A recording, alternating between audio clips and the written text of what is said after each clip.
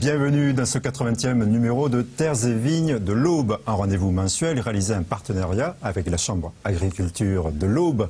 Aujourd'hui, nos invités nous proposent de découvrir un fait étonnant. La biodiversité est l'allié de l'agriculture. Vous avez bien entendu, ils mettent à mal des idées reçues. C'est le thème principal de cette émission, avec d'autres surprises que je propose de découvrir grâce au sommaire.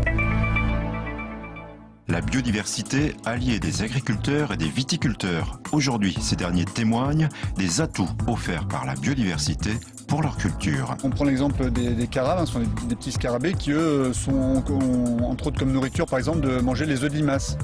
Ça peut clairement permettre de limiter l'emploi des insecticides. Comme les serments qu'on laisse dans les vignes, c'est justement pour que ça se décompose et que ça amène l'humus naturel. Durant cette émission, nous verrons également les rendez-vous marquants de l'actualité auboise. Vous saurez tout sur la création du miel grâce à la rubrique « Comment ça marche ?». Enfin, la chroniqueuse Béatrice Richard a déniché un lieu insolite pour déguster du champagne pour la rubrique « Contre-champ ». Bref, aujourd'hui, la diversité du monde agricole s'affiche. Voilà, vous venez de découvrir nos deux invités de ce soir. Merci à tous les deux d'être là. On commence avec vous. Christine Fischer, vous êtes vigneronne à Bligny. On va peut-être poser le panorama de cette émission avec un thème un peu surprenant, la biodiversité, alliée de l'agriculture. Je comprends pour le sol, je comprends pour la météo, mais finalement, quelle forme ça peut prendre ? La population, la faune présente dans les vignes, puisque tout insecte a un prédateur. Donc l'important, c'est d'avoir le prédateur des bêtes qui nous embêtent dans les vignes. Par exemple, un insecte peut manger un autre insecte et vous, ça vous évite de mettre des insecticides ? Tout à fait, tout à fait. D'ailleurs, vous ne les utilisez pas depuis combien de temps ? Depuis 7 ans, au moins depuis 7 ans. Grâce peut-être à la biodiversité en partie ? Non, mais on s'est rendu compte qu'en éliminant les insectes nuisibles, on élimine aussi les insectes utiles. Donc refaire un équilibre. Voilà, qui est parfaitement dans le thème. De l'autre côté de la table, Maxence Meunier, vous êtes agriculteur à Quincey. Alors j'ai envie de voir avec vous, vous n'allez pas quand même me faire croire que le gibier est utile. Je pense surtout aux sangliers qui font des ravages, mais qu'en est-il peut-être des oiseaux et des autres rongeurs, que sais-je ? Oui, bon, vous parliez du sanglier, je pense que c'est comme dans beaucoup de choses, ce sont les excès qui sont nuisibles. On peut supporter quelques sangliers sur une exploitation. Après, bon, il y a des endroits où c'est compliqué. Maintenant, avoir du petit gibier sur une exploitation, c'est ce que je recherche dans une zone de plaine du Nogentais. Et c'est un plaisir, à la fois pour les yeux, et puis c'est une preuve aussi que l'exploitation, je dirais, fonctionne bien. Si on prend par exemple des perdreaux ou des faisans, ils ont besoin d'insectes pour se nourrir dans les 3 premières semaines de leur vie. Une zone qui serait dépourvue d'insectes ne verrait pas de gibier. Donc bon, c'est l'intérêt que j'y vois à titre personnel et puis pouvoir parler autour de moi de cette diversité présente sur l'exploitation. Alors je crois même qu'il y aurait des nichoirs dans certaines parcelles pour accueillir les busards qui se régalent avec des renards et des campagnols, toujours en question d'équilibre. Alors je propose de voir à présent d'autres exemples grâce au sujet à venir. Je propose de voir des exemples concrets avec nos deux invités et vous l'avez compris, à la fois dans le monde agricole et à la fois dans le monde viticole. À Quincey, pour réussir ses cultures, Maxence Meunier compte sur un allié de poids, la nature, notamment les zones enherbées. C'est obligatoire au bord des cours d'eau, mais par contre en plaine, là non, il n'y a pas d'obligation, c'est une volonté de chaque agriculteur. C'est une source d'insectes qu'on appelle auxiliaires des cultures. On prend l'exemple des carabes, ce sont des petits scarabées qui, eux, ont entre autres comme nourriture, par exemple, de manger les œufs de limaces. Ça peut clairement permettre de limiter l'emploi des insecticides. Maxence n'a toujours pas utilisé d'insecticides depuis l'automne dernier. Est-ce vraiment grâce aux carabes et autres coccinelles? Difficile à dire. Contre les insectes, il compte également sur les oiseaux qu'il bichonne avec des agrès noirs. En fait, on y met du grain à l'intérieur. Les oiseaux viennent picorer. On voit là que c'est bien fréquenté autour. C'est plus un plaisir un peu égoïste, personnel, toute l'année on travaille dans cette plaine et de voir qu'elle est en vie. Il y a du gibier, la perdrix est un animal très fragile. Et avoir de la perdrix sur son exploitation, c'est signe qu'à mon avis que cette dernière se porte bien. Autre action naturelle contre les mauvaises herbes. Maxence découpe son parcellaire et fait tourner ses cultures régulièrement. Le fait d'avoir ces cultures différentes, on n'a pas les mêmes mauvaises herbes, donc il n'y a pas les mêmes pressions et ça permet d'alterner. Elles ne sont pas présentes chaque année, donc le but c'est de limiter les stocks de mauvaises herbes à terme aussi. Pour entretenir le bien-être de ses alliés naturels, Maxence peut compter sur Emmanuel, conseiller biodiversité à la Chambre d'agriculture. Là, on s'aperçoit qu'il y a 2 petits nids de guêpes dans les arbustes qui ont été plantés récemment. Sachant que les guêpes sont des prédatrices, ça permet de limiter certaines espèces, certaines chenilles, certains invertébrés. Nous avons monté une formation biodiversité l'année dernière avec une conseillère, à la fois pour parler des auxiliaires, des ravageurs et des aménagements possibles sur l'exploitation. Il ne faut pas utiliser nécessairement des antibiotiques systématiquement, parce qu'il faut aussi que le corps humain se défende naturellement. Donc on peut faire aussi des décoctions, utiliser les plantes naturelles, etc. Et en fait, le principe, c'est éviter de faire toujours la même chose et d'avoir une seule réponse lorsqu'on a un problème. C'est ça, en fait, le principe. Et ça marche aussi dans la nature. En tout cas, on essaye. Et ça marche aussi dans les vignes.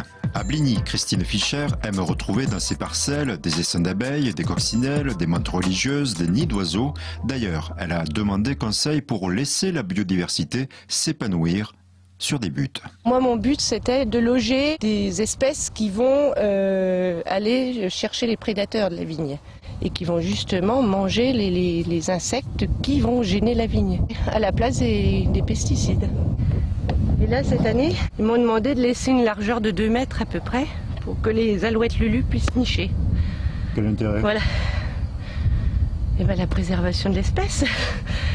Le plaisir de voir ces oiseaux dans la nature, tout simplement. Au sein du label Terra Vitis, fait impensable, elle laisse désormais pousser ce que l'on appelait la mauvaise herbe entre ses rangs de vignes.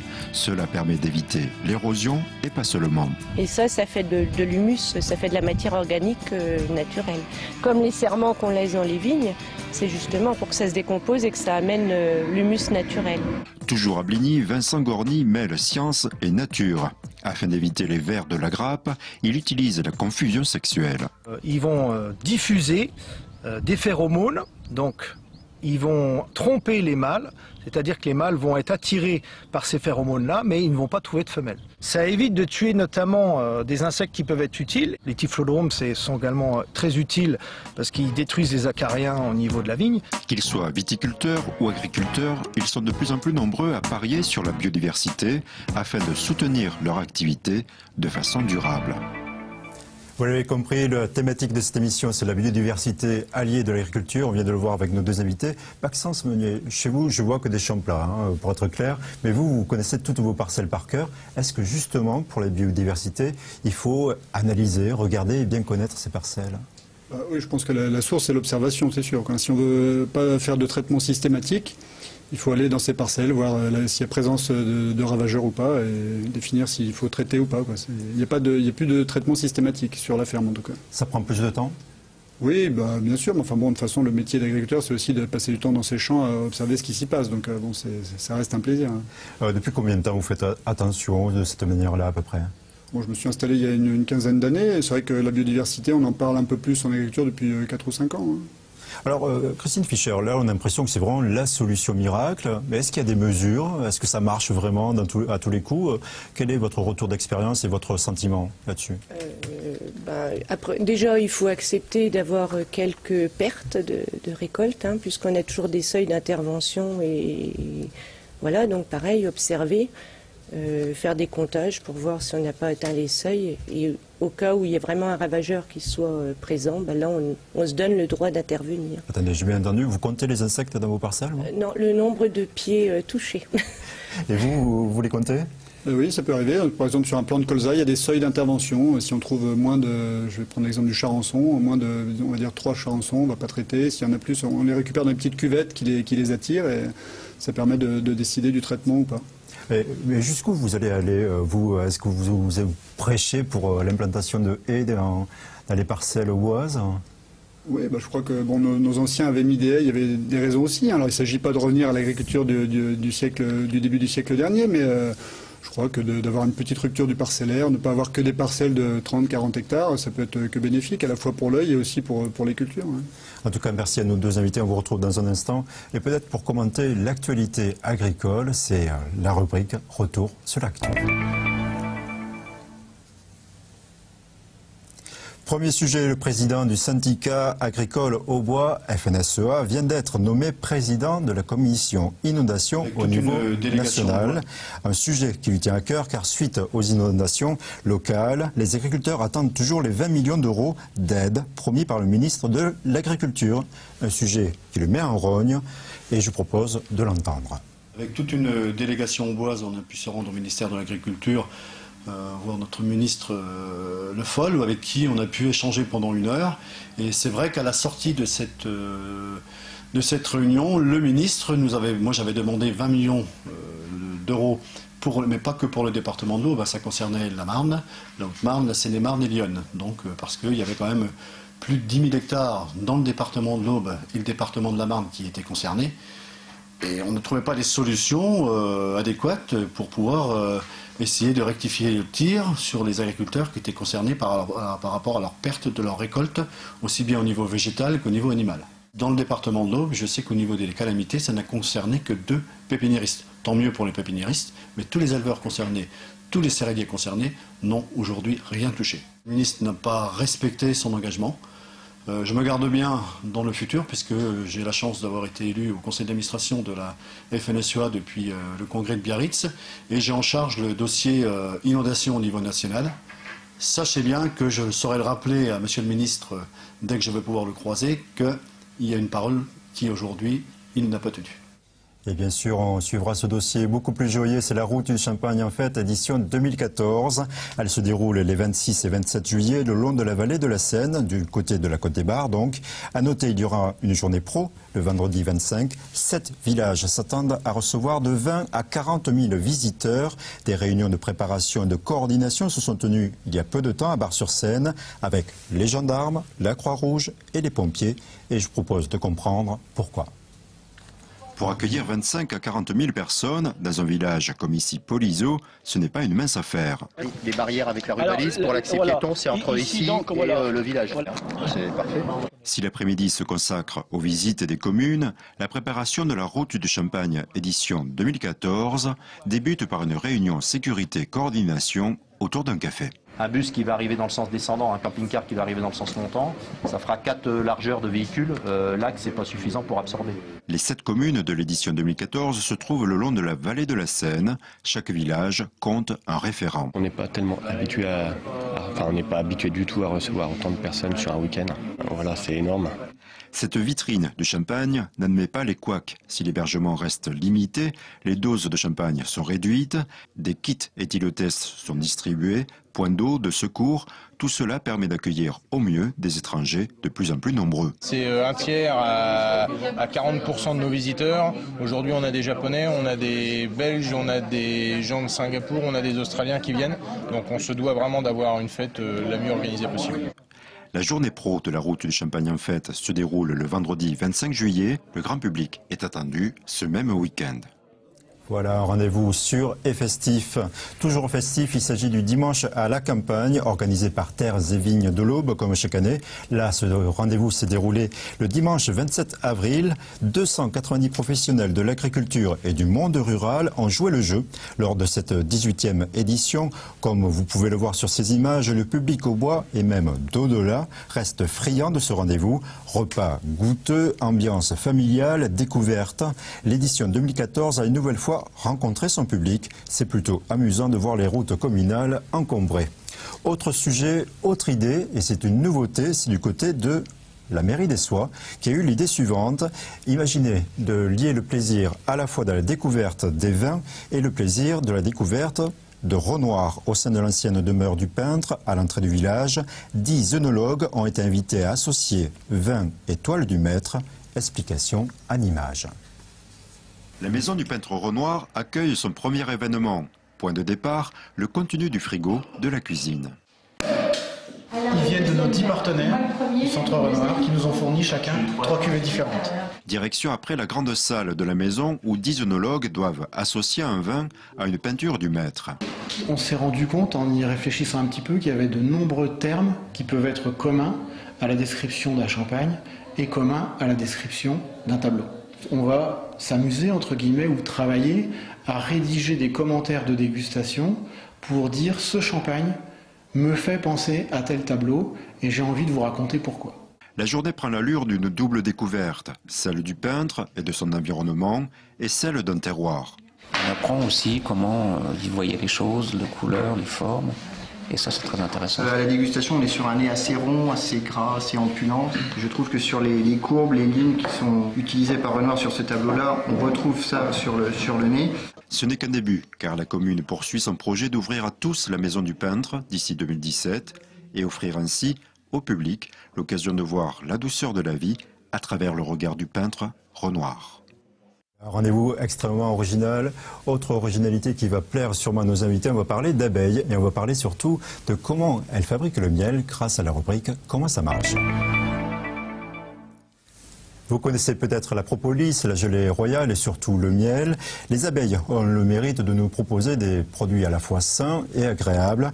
Mais savez-vous comment elles font pour fabriquer le miel? On les voit butiner dans les fleurs, dans les champs, dans les parcelles de nos invités, viticulteurs ou agriculteurs. Mais ensuite, qu'est-ce qui se passe? Eh bien, explication en images. À Estissac, Jean-Paul Herman s'occupe de ces 30 ruches qui regroupent entre 40 et 70 000 abeilles. Chacune dédie sa vie à une tâche, dont l'élaboration du miel. Fleurs émettent du nectar pour favoriser sa pollinisation, donc la fabrication de graines. À partir de ce nectar, l'abeille va le stocker, le concentrer déjà durant le transport dans son jabot pour le ramener à la ruche. Arrivé à la ruche, cette abeille butineuse va le transférer à des collègues qui, elles, vont se charger de continuer sa concentration et de diminuer en même temps le taux d'humidité contenu parce que le nectar de fleurs contient 50, 60, 75% d'humidité interne. Donc les abeilles sont obligées de le concentrer avant de pouvoir élaborer leur miel. S'il est encore trop chargé en humidité, les ventileuses vont se charger de diminuer ce taux d'humidité. Et à partir de moins de 18%, le miel étant mûr, les maçons, à savoir les cirières, vont fermer l'alvéole avec un petit bouchon en cire. Jacques Dess, céréalier, héberge des ruches d'un voisin apiculteur. Hormis la production de miel, l'activité des abeilles est bénéfique pour les plantations. Il y avait du tournesol autour de nous, j'avais un problème. Le problème, il faisait trop froid. Quand il y a eu les abeilles de poser, j'ai vu une différence. Je pense que si on n'avait pas eu les abeilles, on aurait perdu du rendement, donc de l'huile, donc de la production derrière. Moi, j'en ai parlé avec l'apiculteur qui travaille ici, il m'a dit c'est comme un élevage laitier, sauf que c'est plus petit. C'est ça en plus. Afin de bénéficier de leurs services, il n'a pas attendu l'obligation d'appliquer les insecticides tôt ou tard dans la journée, bref, quand les abeilles restent au chaud dans la ruche. Je vais traiter le matin de bonne heure ou le soir tard. Je sors du champ, il est 9 h grand maximum, quoi, le temps que tout se dépose, que tout disparaisse, donc pour vraiment toucher l'insecte que je veux plus avoir, et surtout pas les abeilles. Le syndicat des apiculteurs de l'Aube compte 230 adhérents, un nombre à nouveau croissant. Alors, Christine Fischer, je vous voyais regarder le sujet. L'abeille, c'est vraiment l'insecte emblématique de la biodiversité, c'est le thème du jour. Mais finalement, il y a quelque chose que je ne comprends pas. Voilà, étant citadin, je me dis, aujourd'hui, les agriculteurs, ils achètent leurs semences. Ils les plantent, ça pousse, ils rachètent les semences, etc., etc., etc. Bref, plus besoin des insectes. Qu'en est-il exactement ? Si les insectes, elles ont leur rôle pour pérenniser les espèces. Il y a certaines plantes qui doivent être pollinisées. C'est pas le cas de la vigne. La vigne n'a pas besoin des abeilles, mais on est quand même content de voir des abeilles. C'est l'animal roi, on va dire. Et dans le monde agricole, les abeilles, indispensables, pas indispensables aujourd'hui? Oui, clairement, il y a un tiers de la production mondiale qui est liée aux pollinisateurs, donc abeilles et autres. Hein. Là, on parle des abeilles domestiques, mais il y a beaucoup d'abeilles sauvages aussi. Et donc voilà, aujourd'hui, je crois que c'est plus des partenaires, les apiculteurs. Alors là, vous rebondissez déjà sur la question suivante. On a souvent l'image agriculteurs et apiculteurs, ce sont les ennemis jurés. Avec l'émission de ce soir, est-ce qu'il y a un rapprochement en cours? Est-ce que ça se passe mieux? Oui, c'est vrai qu'il y a eu des excès sûrement aussi, hein, à une époque où certains produits étaient utilisés au mauvais moment, et donc aujourd'hui il y a beaucoup d'efforts de fait. On utilise en plus des produits qui sont labellisés abeilles, donc beaucoup moins nocifs pour ces dernières. Et voilà, aujourd'hui l'apiculteur il a aussi besoin d'avoir des champs pour nourrir ses abeilles, des champs de luzerne, de colza, de tournesol. Et nous, agriculteurs, on a besoin de ces abeilles pour les polliniser, donc c'est gagnant-gagnant. Hein. En tout cas, maintenant, je propose de voir un autre exemple gagnant-gagnant, c'est associer la nature avec un bon moment. C'est la rubrique Contre-champ.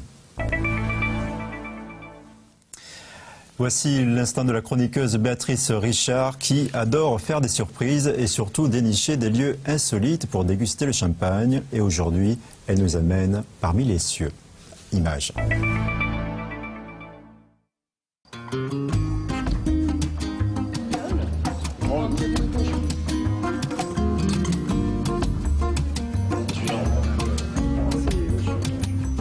Vous avez quel âge? 87 ans. Qu'est-ce qu'on fait pas pour la Chambre d'agriculture et terres et villes de l'Aube?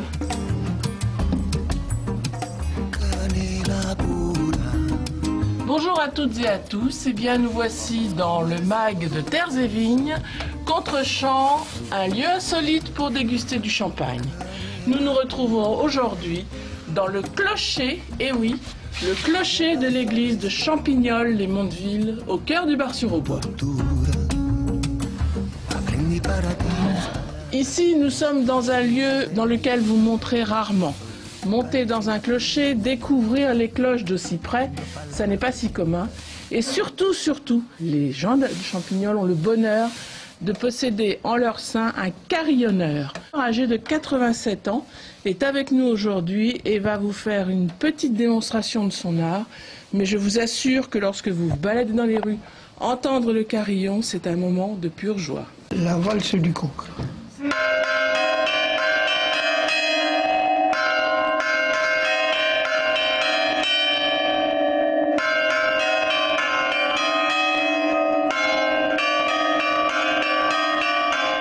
Monsieur Dumont, carillonneur à Champignol-les-Mondeville depuis 1954. Si je meurs, je veux qu'on m'enterre dans la cave où il y a du bon vin. Trouver un lieu insolite, c'est d'une part se faire plaisir, paradoxalement, parce que je pense que c'est un grand plaisir pour nous de nous retrouver ici, dans cet endroit qui n'a jamais connu une dégustation entre amis, mais c'est aussi faire découvrir un lieu. Parce que je crois que la Côte des Bars regorge de lieux tout à fait insolites. Le lieu n'influencera pas le vin en lui-même, mais le lieu influencera la manière de le déguster. Eh bien, c'est un champagne local de la commune, donc typique du terroir de Champignol-les-Mondeville, révélateur de l'encépagement local, à savoir une base essentielle de pinot noir et un complément chardonnay.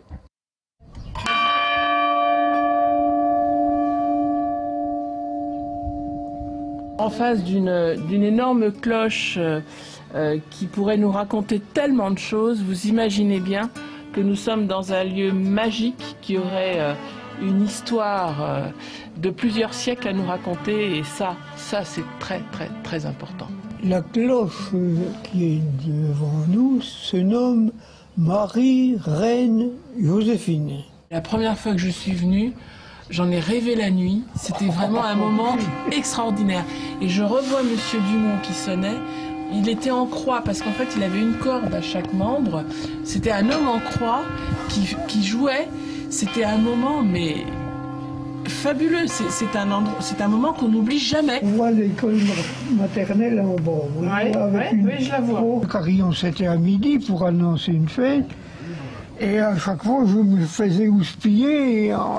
Parce que vous alliez pas, bah oui, vous n'étiez pas là où il faut. Il fallait être à table. Il y a un air avec des paroles, même vas-y donc dans ta vigne, il coupait tous les deux. Pardon.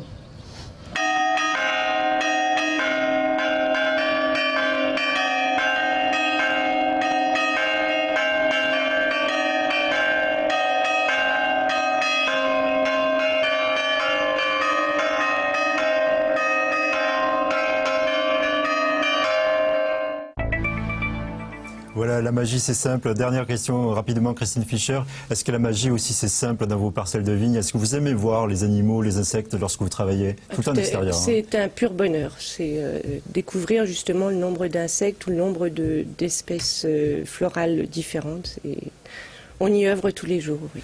En tout cas, ce sera un pur bonheur le mois prochain de parler des femmes à la fois dans l'agriculture et dans la viticulture. Ce sera le thème de la prochaine émission Terres et vignes de l'Aube. Merci à vous et merci à nos invités. À bientôt.